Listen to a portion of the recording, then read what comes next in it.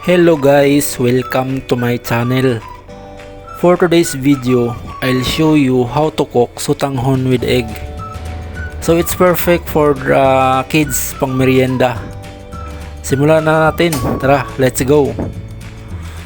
So sa isang mainit na kawali, maglagay lang tayo ng 2 basong tubig at ating pakuluin. Pag kumulo na, ilagay natin yung kalahating kilo na sotanghon. Palambutin natin to guys, mga 10 to 15 minutes lang. So as you can see, malambot na siya. Ilipat natin sa malinis na lagayan.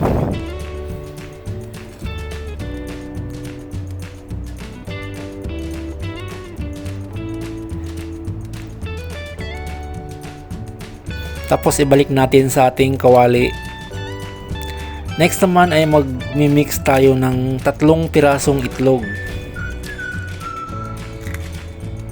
Itong itlog guys, i-mix lang natin mabuti. And then ibalik natin, ilagay natin sa ating sotanghon.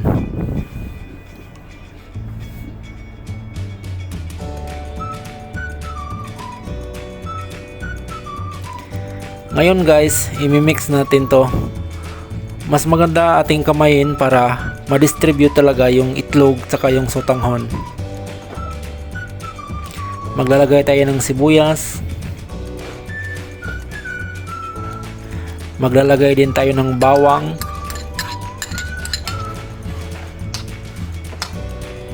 At kaunting cabbage. I-mix natin mabuti hanggang ma-distribute yung mga panlasa natin. Maglalagay tayo ng oyster sauce, yung tigwa 100 ml. Tapos kaunting nor liquid seasonings.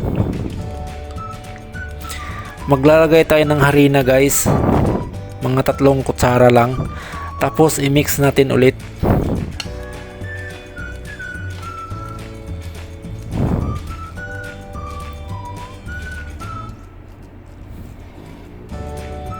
Ngayon naman maglalagay tayo ng mantika dito lang sa gilid para hindi dumikit yung ating sotanghon sa kawali.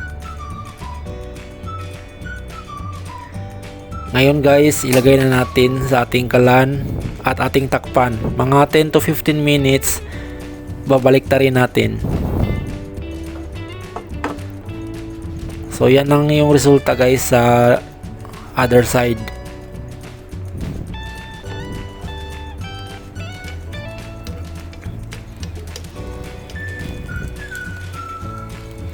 Ngayon naman takpan natin ng mga 10 to 15 minutes, tapos ayan na, luto na ang ating sotanghon with egg.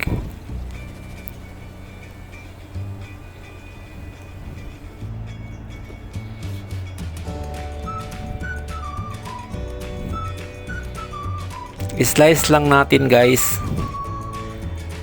at ating tikman.